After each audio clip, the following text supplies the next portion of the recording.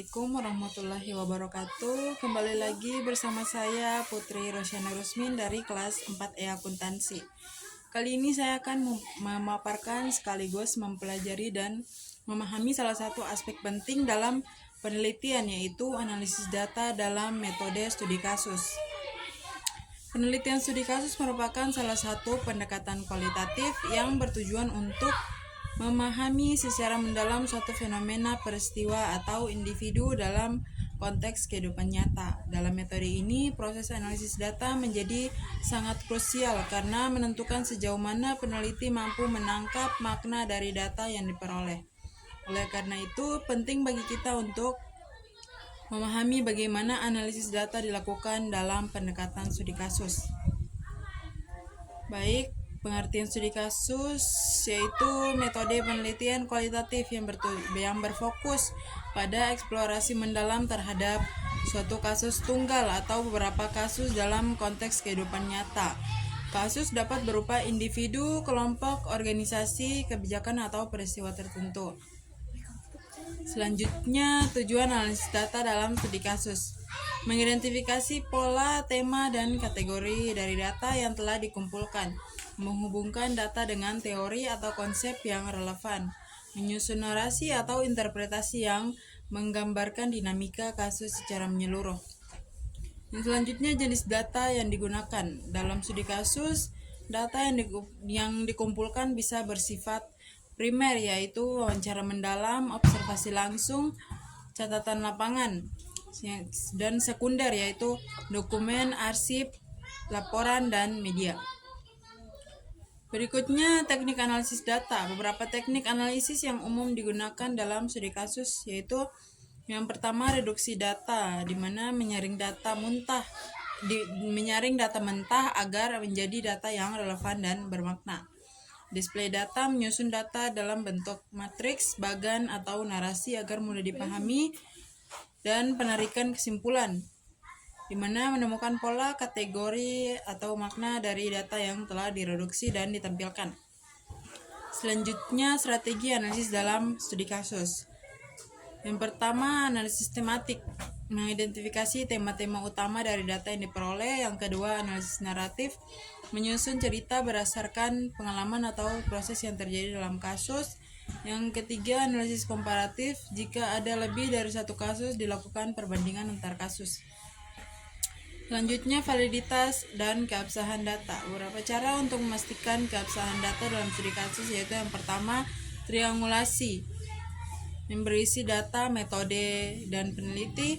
Yang kedua, member check, yang berisi konfirmasi hasil kepartisipasian, dan audit trail, jejak rekam analisis. Selanjutnya, tahapan analisis data dalam studi kasus. Model Miles dan Huberman.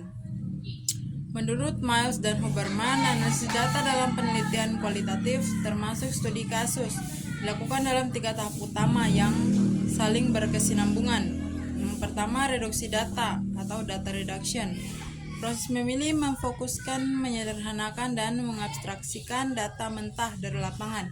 Ini mencakup coding atau penandaan data berdasarkan tema, klasifikasi, penghapusan data yang tidak relevan. Yang kedua, penyajian data atau data display, menyusun data agar lebih mudah dianalisis dan diinterpretasikan melalui matriks, bagan atau diagram alir, dan narasi deskriptif.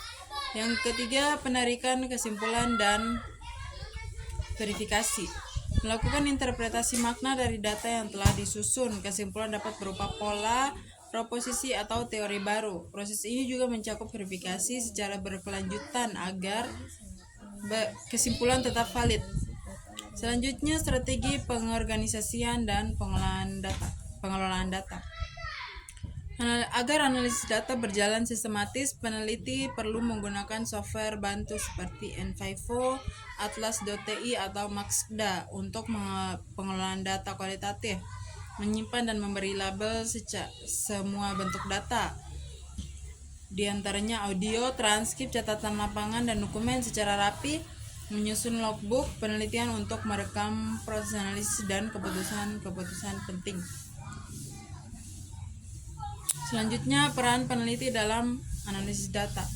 Dalam studi kasus, peneliti adalah instrumen utama. Oleh karena itu, peneliti harus mampu berpikir kritis dan reflektif, menjaga subjectivity awareness agar tidak mencampur pendapat pribadi dengan temuan, dan melakukan refleksi diri atau refleksivitas untuk menghindari bias. Berikutnya contoh implementasi analisis data studi kasus. Misalnya, seorang peneliti mengkaji efektivitas program pelatihan kewirausahaan di desa tertentu. Data dikumpulkan melalui wawancara dengan peserta observasi pelatihan dan dokumen laporan. Tahap analisis dimulai dengan membaca transkrip, melakukan coding, dan pengelompokan menjadi tema, motivasi, tantangan, dampak ekonomi. Data kemudian ditampilkan dalam bentuk narasi dan matriks per peserta. Akhirnya ditarik kesimpulan bahwa keberhasilan program sangat bergantung pada pendampingan pasca pelatihan. Selanjutnya, triangulasi dalam analisis data studi kasus. Triangulasi adalah teknik pemeriksaan keabsahan data yang memanfaatkan sesuatu di luar data itu untuk keperluan pengecekan atau sebagai pembanding terhadap data tersebut. Jenis-jenis triangulasi yang umum digunakan yaitu yang pertama, triangulasi data menggunakan berbagai sumber data, misalnya wawancara, observasi, dokumen. Yang kedua, triangulasi metode menggunakan lebih dari satu teknik pengumpulan data. Yang ketiga, triangulasi peneliti menggunakan lebih dari satu peneliti dalam proses analisis. Dan yang keempat, triangulasi teori menggunakan lebih dari satu perspektif teori untuk menafsirkan data. Tujuannya adalah untuk meningkatkan kredibilitas dan validitas hasil penelitian. Selanjutnya, coding dalam analisis data. Coding adalah proses memberi label atau kategori pada potongan-potongan data agar dapat dianalisis lebih lanjut. Jenis-jenis coding antara lain yaitu yang pertama, open coding, mengidentifikasi dan memberi nama pada segmen data berdasarkan tema awal. Yang kedua, axial coding, menghubungkan kode-kode berdasarkan relasi dan pola tertentu. Yang ketiga, selective coding, menemukan kategori inti yang menjadi fokus utama narasi. Coding bisa dilakukan secara manual atau menggunakan software analisis kualitatif. Selanjutnya, interpretasi data. Interpretasi adalah langkah penting untuk menggali makna dari data yang sudah dikoding. Hal ini mencakup menafsirkan konteks sosial, budaya, atau institusional dari kasus, mengaitkan data dengan teori atau kerangka konseptual, menyusun narasi deskriptif yang menjelaskan dinamika kasus secara menyeluruh. Selanjutnya, tantangan dalam analisis data studi kasus. Beberapa tantangan umum yang dihadapi peneliti saat melakukan analisis data studi kasus yaitu yang pertama, volume data yang besar, terutama jika menggunakan banyak sumber data. Kesulitan dalam menjaga objektivitas karena kedekatan peneliti dengan kasus. Kompleksitas dalam mengaitkan antar kategori atau tema. Validasi temuan yang memerlukan waktu dan verifikasi mendalam. Selanjutnya, hasil analisis dalam studi kasus. Hasil akhir dari analisis data studi kasus biasanya disusun dalam bentuk deskripsi rinci kasus atau thick description. Temuan utama berdasarkan tema dan kategori, model atau teori baru jika ditemukan, implikasi praktis atau teoritis.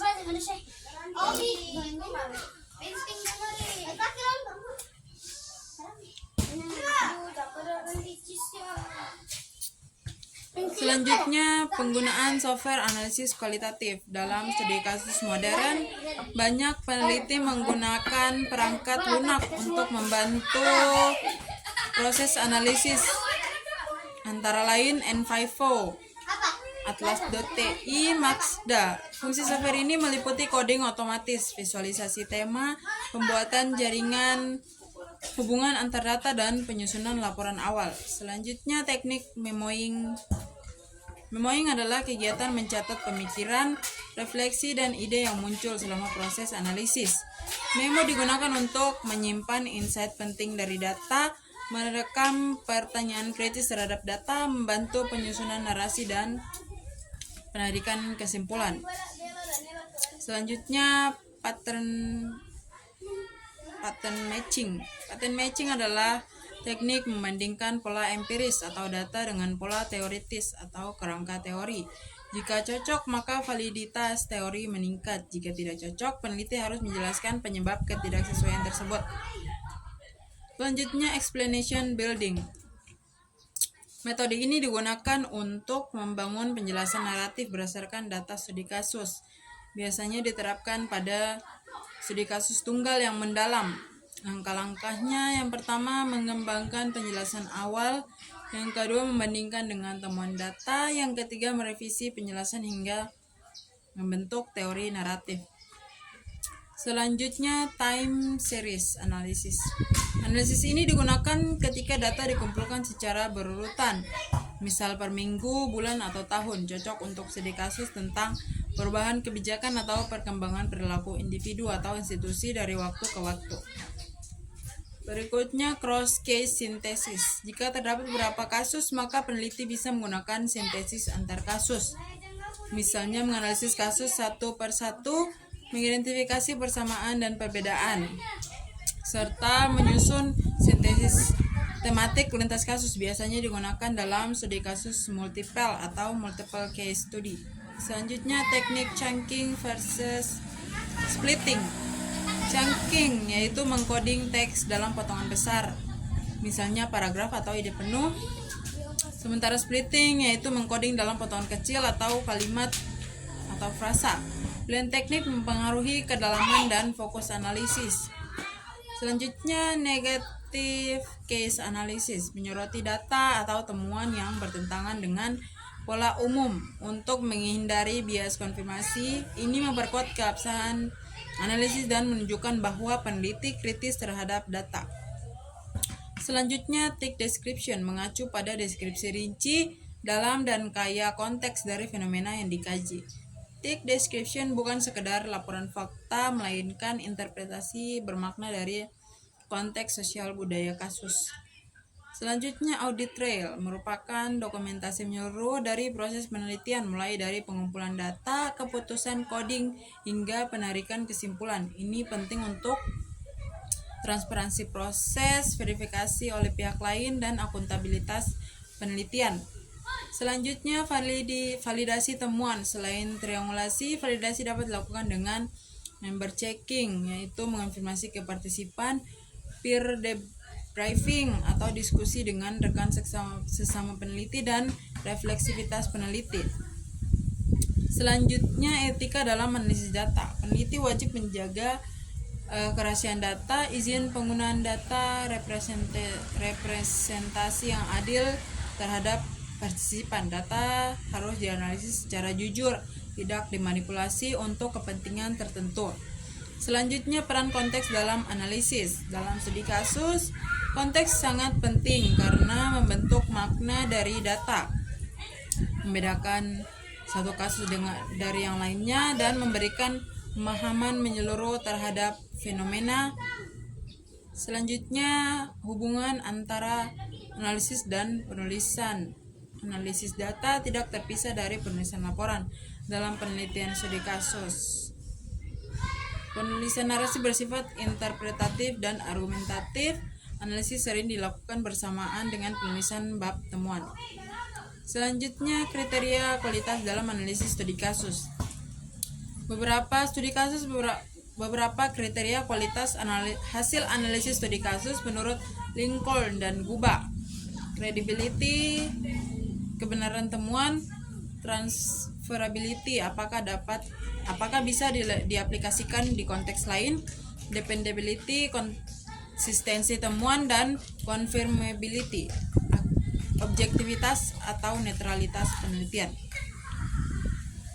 Selanjutnya, analisis kontekstual atau contextual analysis. Dalam studi kasus, pemahaman konteks menjadi krusial. Analisis kontekstual membantu peneliti dalam memahami latar belakang sosial, budaya, ekonomi, atau politik dari kasus, dinamika internal dan eksternal yang mempengaruhi kasus, dan interaksi antar aktor dan lingkungan sekitarnya.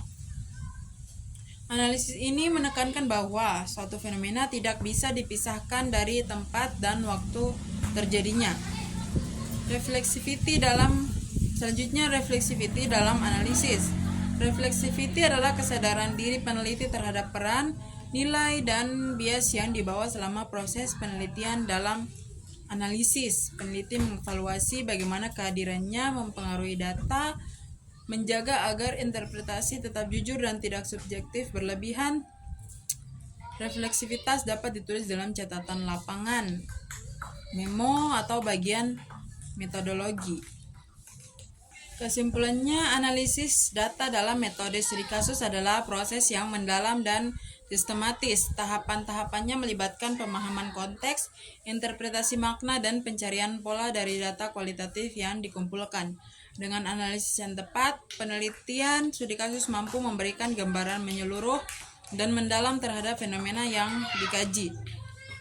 Demikian pemaparan materi tentang analisis data dalam metode penelitian studi kasus. Semoga materi ini dapat menambah wawasan dan membantu dalam menyusun penelitian kualitatif yang kuat, mendalam, dan bermakna. Terima kasih.